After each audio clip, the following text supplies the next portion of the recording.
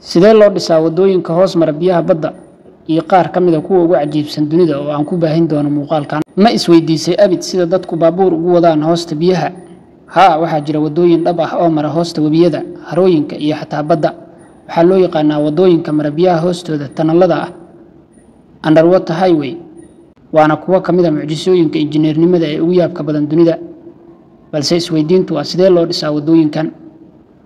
marka hore injineerada waxa ay go'aansadaan in tunnelada la dhiso marka buundo la dhisayo waxaa maraakiibta ku adkaata safarada badda.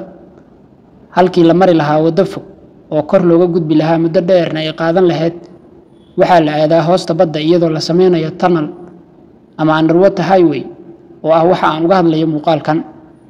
safarka badda muhiim ayay u yihiin wadooyinka hoos mara biyaha badda, laakiin shaqadani ma ahan mid fudud.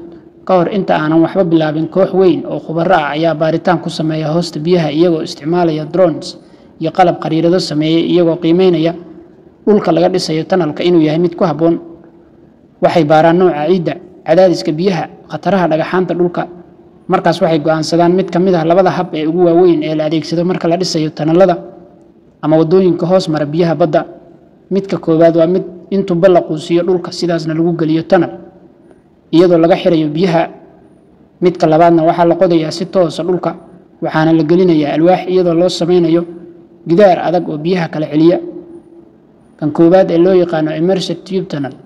habkan tubooyin waaweyn oo gudaha maran sida tubooyin bir ah ayaa lagu sameeyaa dhulka, kadibna waxaa lagu quusiyaa badda si taxadar leh. waxaana loogu dhigaa god weyn oo hore loo qoday, kadibna waxaa la isku xiraa ilaa ay kasoo baxdo waddo biyaha dhex marta.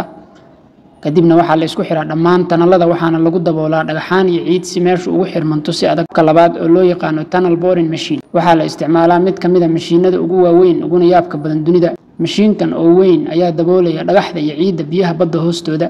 markuu qodayo wuxuu isla markaas dhigayaa looxyo adag gidaarka tunnelada, isagoo si adag u dhigayo gidaarka tunnelada. marka tunnelka la qodo oo la dhammeeyo waxaa lagu rakibaa nalal, nidaamyo hawagelin, qalabka badbaadada iyo meelo degdeg looga baxo haddii khatar dhacdo. qaabab gaar ah ayaa qiiqa baabuurta looga saaraa tunnelka, waxaana sidoo kale jiraan matooro si joogto ah biyaha uga saara gudaha tunnelada. dhismaha tunnelada ama wadooyinka mara biyaha hoostooda waxa ay qaataan 3 ilaa 10 sano waxaana ku baxa billions, laakiin marka la dhammeeyo waxa ay jiri karaan oo la adeegsan karaa wadooyinkan biyaha badda hoos mara 100 sano, waxayna dad badan u badbaadiyaan saacado safar maalin kasta.